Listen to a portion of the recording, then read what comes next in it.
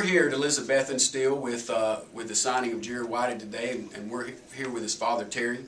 And Terry, just wanted to ask you real briefly about you got involved with CSA at the end of Jared's junior year. Just wanted to ask you a little bit about the difference about when we got involved. First of all, what made you call us to get to even talk to us about maybe getting involved with CSA PrepStar, and then after we did, tell us a little bit about how things changed and then what happened along the process. Well, we were to get him out, get his name out as much as possible. I had heard from a couple of people about CSA PrepStar, and so we called you and set up an appointment, met with you in Knoxville, and everything seemed to go, real well. I think you kind of screen the players, to see if they're a good candidate for what you want to do. Exactly. All that seemed to work out good, and once we, came to terms with you there, everything really seemed to pick up, as far as the way you, I guess, market the player and the student, and it really opened up a lot of mail.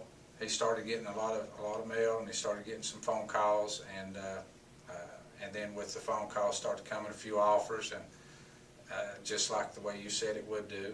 And this is our first time doing this, so we had no previous experience of how all this works. You guys were real good to stay in contact with us. I had just mentioned it to the local newspaper earlier about how you kind of took us step for step through the whole process.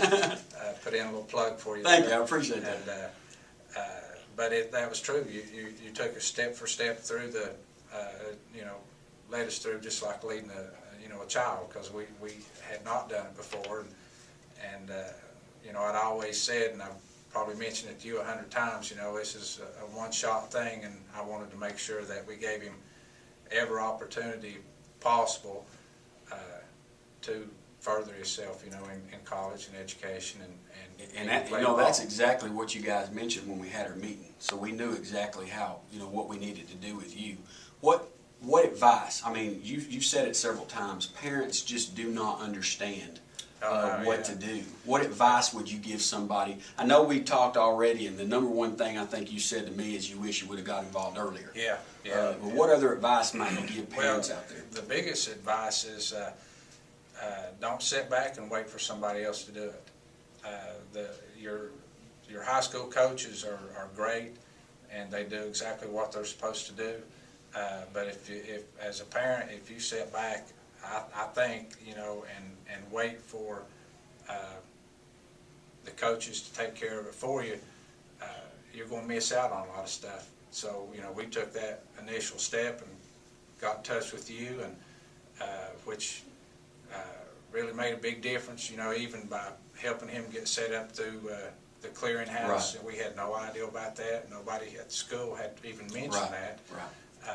And so, I think he's probably one of the very few that had his core classes in order. Exactly. To go to the next level without being put in a tight situation when he goes into school, into college. But it was well worth everything we put in it, I think. I think from the coach's standpoint, and we've talked about this several times, from a coach's standpoint, you're right, they do everything they can. And what parents don't seem to understand when we talk to them, and we try and clear that up, because I coached for 16 years. Yeah. I did this on the other side of it too. As a coach, you might know 5 to 10 other coaches out there in college, and I'm sure Coach Whitten, with his contacts, probably knows even more. But once you go beyond the 5 or the 10, what do you do? Right. You might send something to coach, but they don't know you, and they'll put it in the stack with everything else they got, so realistically it's not the high school coach's job.